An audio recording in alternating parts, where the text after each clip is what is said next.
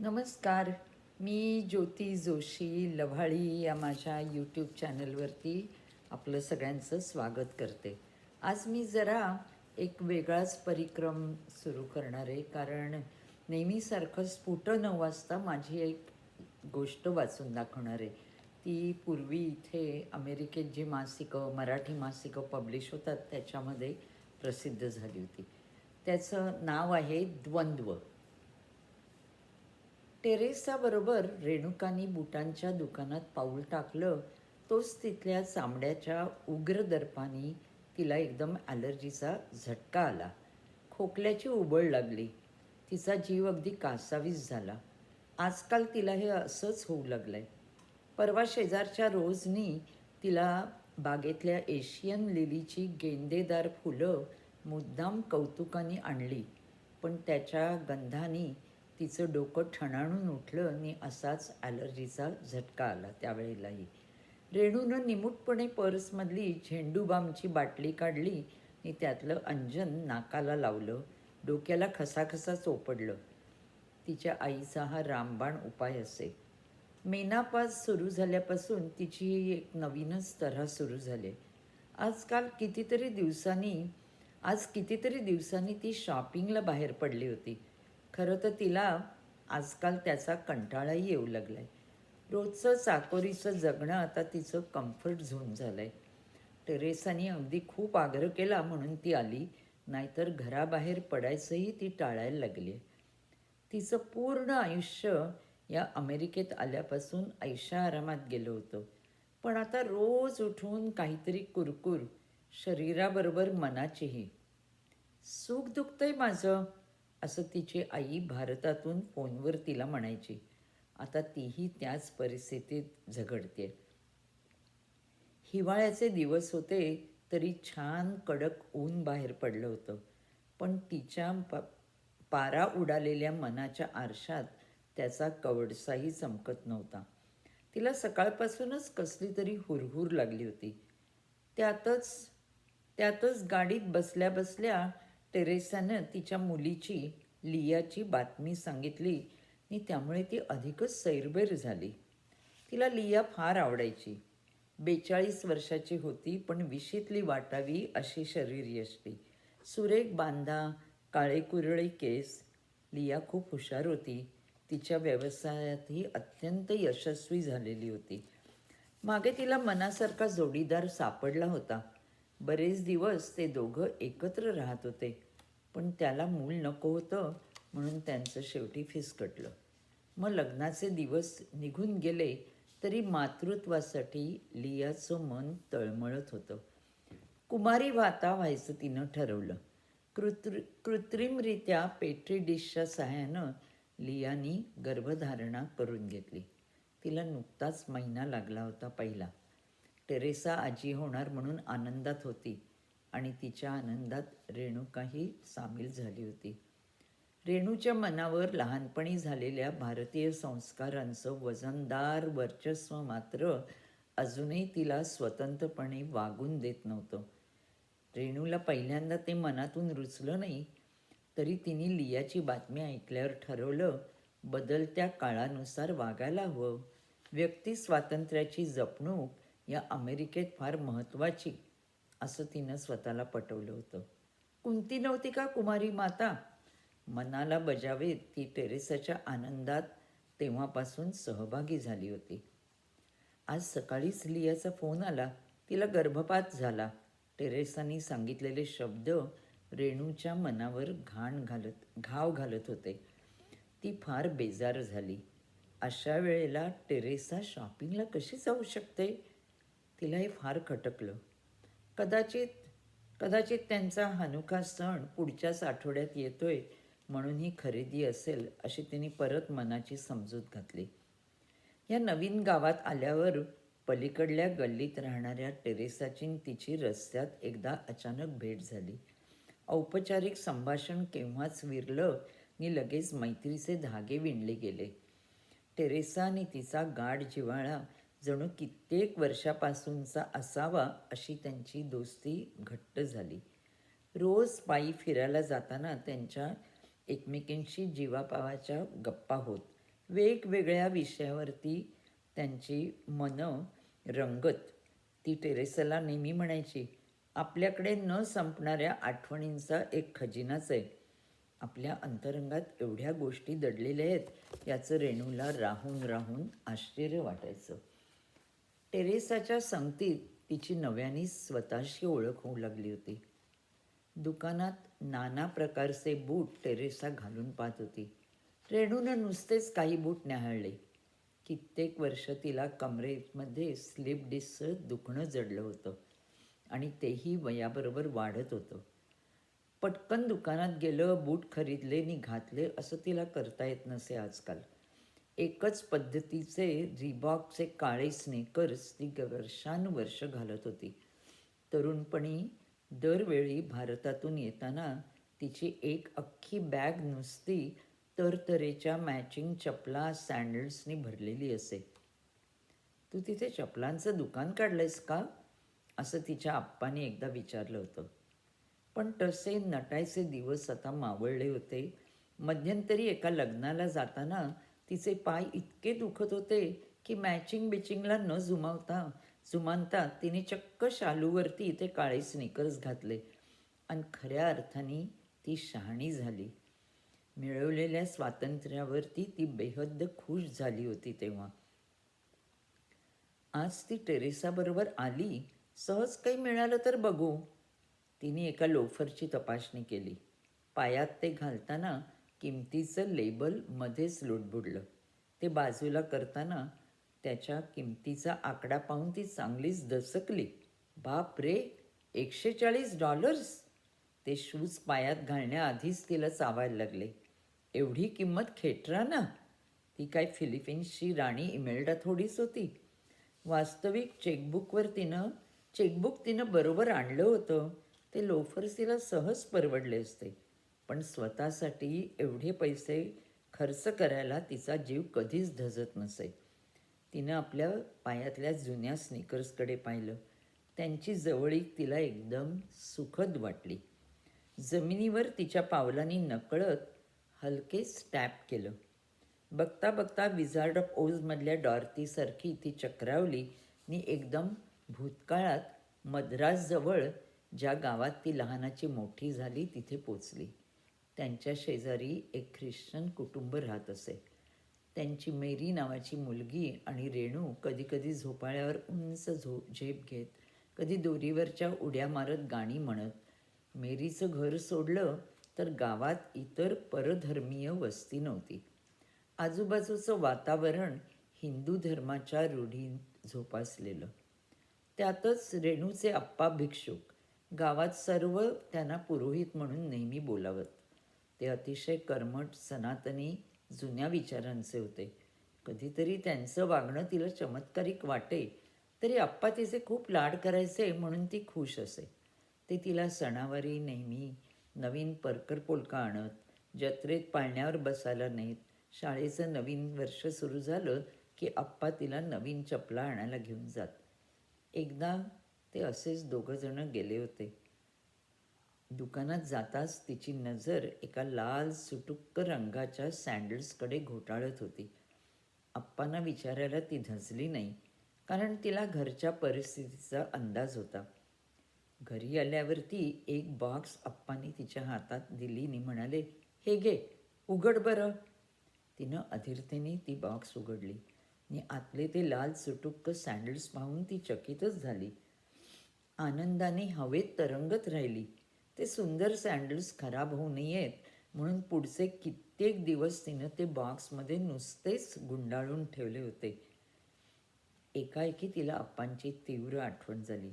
त्यांची उणीव तिला त्या क्षणी खूप जाणवली. ते इतर बाबतीत कर्मठ असले तरी त्यांची तिच्यावर माया होती. ते आत्ता असते तर मागचा पुढचा विचार न करता त्यांनी केव्हाच ते खरीदले असते तिच्यासाठी. मग तिला काय नव्हतं जमत? मन अजूनही भूतकाळात भिरभिरत राहिलं. एकदा असंच ती मेरीकडे खेळायला गेली होती. त्यांच्या घरात एक छोटंसं पाईनचं प्लॅस्टिकचं झाड रंगीबेरंगी दिव्यांनी सजलं होतं. नाताळच्या सणानिमित्त मेरीच्या आईने केक केला होता. मेरीने तिनं मिटक्या मारत मारत तो खाल्ला. घरी आल्यावर रेणू अगदी हुरळून आईला सांगत होती त्या केकबद्दल. तिनं अंड घातलेला केक भक्षण केला म्हणून तिची आई तिला खूप रागावलीच. पण तिच्या आप्पांच्या जेव्हा ते कानावर गेलं तेव्हा ख्रिश्चनांचा नाताळ तू साजरा केलास म्हणून आप्पांच्या हातचा मारही तिने खाल्ला होता. आणि त्यांनी मेरीकडे यापुढे जाणं बंद असा फतवा काढला. प्रथमच आप्पांनी तिला फटके मारले होते. तिला त्या वेदनांपेक्षा आप्पांनी मारलं आपल्याला याचेच व्रण तिच्या मनावर जास्ती पुरातन काळापासून कोरले गेले. इतके वर्षानंतरही त्या केकवरच्या आयसिंगची गोडी तिच्या जिभेवर कडूच बनून राहिली. पण तरीही त्याचा जाब विचारायचं धाडस तिला तेव्हा झालं नाही. असं हिंदुत्वाच्या धाकात तिचं बालपण मोठं झालं. वयात आल्यावर आप्पांच्या हट्टाने पत्रिका बघून विष्णूबरोबर तिचं लग्न झालं. पुढे विष्णूला जेव्हा अमेरिकेत यायची संधी मिळाली तेव्हा मोठ्या मिनतवारीनं तिच्या आई अप्पांनी परदेशात जायची त्यांना परवानगी दिली. पण त्याआधी अभक्ष्यभक्षण करणार नाही अशी रेणूला त्यांनी शपथ घ्यायला लावली आणि हिंदू धर्माला ती जागृत राहील याची हमी मागितली. अमेरिकेत प्रथम आल्या आल्या ते एका लहान गावात राहत होते. आजूबाजूला कोणीच भारतीय नव्हतं. त्यामुळे ते गोरे अमेरिकन जे सर्व ख्रिश्चन धर्मीयच होते त्यांच्या संगतीतच तिला वावरायला लागलं. पण तेव्हा तिच्या लक्षात ठाम आलं की हे सारे ख्रिश्चन असले तरी सहृदयी होते. नकळत ती स्वतंत्रपणे विचार करू लागली. परक्या देशात त्यांच्या रूपाने तिला जिवलग मैत्रिणी लाभल्या. आवडले का रेणू तुला माझे शूज? टेरेसाच्या प्रश्नाने रेणू दचकून भानावर आली. टेरेसाच्या आग्रहाने तिनं 2-3 नवीन शूज घालून पाहिले पण कमरेत वेदनेने आरोळी ठोकली. चला सुंठी वाचून खोकला गेला. तिला आता खरेदीत गम्य राहिलं नाही. लहानपण काटकसरीत गेलं. कितीही पैसा मिळवला तरी आपण शेवटी असाच चिकूपणा करणार. ते दिवस आजकाल नको तेव्हा असे कसे एकदम मध्येच जागे होतात. तुमच्या आयुष्यातला खडतर काल परत म्हातारपणी जागा होतो म्हणे. कुठेतरी मासिकात वाचलेले शब्द तिच्या डोळ्यांसमोर वाकुल्या दाखवू लागले. तिच्या मुलांनी समीर आणि सोनियानी तर त्यांना केव्हाच सांगितलं होतं खरं तर, आमच्याकरता पैसे ठेवू नका, तुम्ही कमावलंय तर आता आनंदानं उपभोगा. टेरेसाने कसे ते महागडे शूज घेऊन टाकले. लगेच कसं जमतं तिला हे? परत तेच द्वंद्व. लियाबद्दलची कळ अजून मनात कळवळत होती. घरी आल्यावर विष्णूनं तिच्यासाठी जेवण करून ठेवलं असेल. आता निवृत्तीमुळे त्याला हवा तेवढा वेळ असतो. उगाचच रेणूच्या मनात हावरी आशा निर्माण झाली. पण तो लंचसाठी नेहमीप्रमाणे खोळंबलेला होता. तिनं मुक्काटपणी इडली सांबार करून त्याला वाढलं. जेवण झाल्यावर ती जरा पुस्तक वाचत सोफ्यावर आडवी झाली. पण पुस्तकावर मन काही रमेना. कसली तरी सल खोपत होती. तिचं तिलाच कळत नव्हतं. बाहेर तर सगळीकडे नाताळचं उत्साही वातावरण ठळकपणे मिरवीत होतं. घरात मात्र उदास उदास. दुकानात गिफ्ट घेण्याची झोंबड, वाहतुकीची गर्दी, जो तो आपल्या घाईत. तिच्या कॉलनीत सगळ्या घरात नाताळचे दिवे झगमगट करून डोळे दिपवत होते. ते पाहून तिला अधिकच उदास वाटू लागलं. तिची मुलं मोठी होऊन आपापल्या व्यवसायात लांब कॅलिफोर्नियात दंग होती. ती दोघं घरट्यातून बाहेर पडल्यापासून रेणूच्या घरातली रोषणाई जणू मावळली होती. तिला एकदम घरातली शांतता खायला उठली. 50 वर्षापूर्वी जेव्हा प्रथम ती इथे आली तेव्हा तिच्या अमेरिकन मैत्रिणींनी नाताळ साजरा करताना तिलाही कौतुकाने बोलावलं होतं. पण लहानपणी मेरीकडे नाताळात पाहिलेल्या पाईन झाडाची आठवण काटेरी होऊन तिचं मन ओरबाडायला लागायची. म्हणून तिनं काही कारणं सांगून ते टाळलं होतं. वास्तविक या अमेरिकेतच तिचा सगळा संसार बहरला होता. एकीकडे तिचं मन बंड करायचं एकीकडे तिचं मन बंड करायचं लहानपणच्या जुन्या रूढींशी. पण तरीही आई अप्पांना त्यांच्या संस्कारांच्या बेड्यातून ती कायम अडकून पडलेली होती. तरीही आई अप्पांच्या सनातनी संस्कारांच्या बेड्यात ती अजूनही कायम अडकून पडलेली होती. त्यामुळे मुलं लहान असताना त्यांच्या हौसेकरतासुद्धा तिनं कधी नाताळ साजरा केलं नाही. त्यांच्यासाठी सॅन्टाक्लॉज कधी आलाच नाही.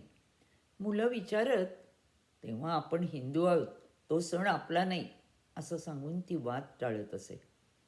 कदाचित समीर सोनिया आणि त्यांचा दुरावा तेव्हापासूनच चालू झाला असेल असं तिला आत्ता एकदम जाणवलं. विष्णू त्यात कधीच लक्ष घालत नसे, नरो वा कुंजरो वा. मात्र ती म्हणेल त्यास त्याचा कधी मोडता नसे. तेव्हाची ती चूक आज तिला अधिकच अपराधिक जाणीवेने घायाळ करून गेली. तेवढ्यात काहीतरी जादू झाली. तिच्या मनाचा सुरवंट नैराश्याच्या कोशातून जागा झाला. आशेच्या फुलपाखराला नव्या विचारांचे पंख फुटले. इतके वर्षांनी तिला एकदम प्रचंड बळ आलं. तिनं ठरवलं, ते काही नाही, अजून वेळ गेली नाही आहे. In Rome you must behave like Romans. ती ताडकन उठली. विष्णूला म्हणाली, चल आपल्याला बाहेर जायचं आहे. मुलांसाठी काहीतरी गिफ्ट घ्यायलाच हवी. मन घोकू लागलं. मॉलमध्ये ही तोबा गर्दी.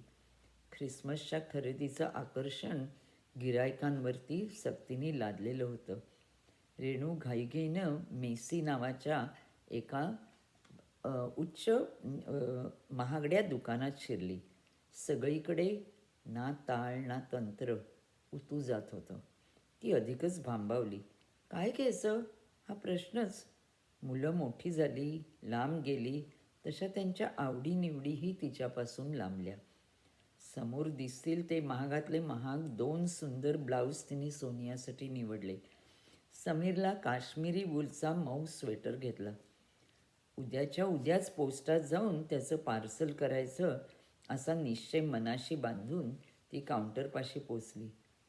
तिथली लांब लचक पाहून ती घायकुतीला आली. कमरेतल्या कळा आणखीनच जाणवल्या. आता ती कशाला तरी डरणार नव्हती. मुलांना आपला चॉईस आवडेल का नाही या तोलायमानात ती गाडीकडे परतली. विष्णू बिचारा निमूटपणे नेहमीप्रमाणे तिच्या मागोमाग पाठलाग करत होता. वाटेत कोपऱ्यावर एक नर्सरी होती. तिथे आवारात शेकडो ख्रिसमस ट्रीज विक्रीला ठेवलेले होते. तिनं विष्णूला एकदम अकस्मात गाडी थांबवायला लावली. तो तिच्या या नवीन अवताराने चकितच झाला. रेणूने एक छोटंसं ख्रिसमस ट्री निवडलं. शेजारीच मोठ्या बास्केटमध्ये ख्रिसमसची सजावट विक्रीला होती. त्यातल्या काही मण्यांच्या माळा, कलाबूत, शोभेचे लुकलुकते दिवे असं त्या झाडाबरोबर तिने भराभरा खरेदी केलं. घरी आल्या आल्याच एका नवीन रेणूनी उत्साहानं किटली ऑन केली आणि गरम गरम कॉफीच्या घोटाबरोबर एका वेगळ्याच आत्मविश्वासानं तिनं एक एक डेकोरेशन त्या ख्रिसमस ट्रीवर लटकवायला सुरुवात केली. मनातला नवीनच प्रकटलेला अद्वैताचा प्रकाश त्या लुकलुकणाऱ्या दिव्यात आता चमकू लागला होता.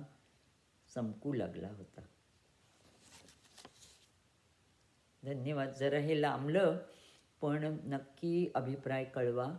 आणि मला ख्रिसमस ट्री हा कॉन्सेप्ट इथे आल्यावरती जेव्हा जवळून समजला, तेव्हापासून मीही मुली जन्माला यायच्या आधीपासून आमच्याकडे कायम ख्रिसमस ट्री असायची. धन्यवाद.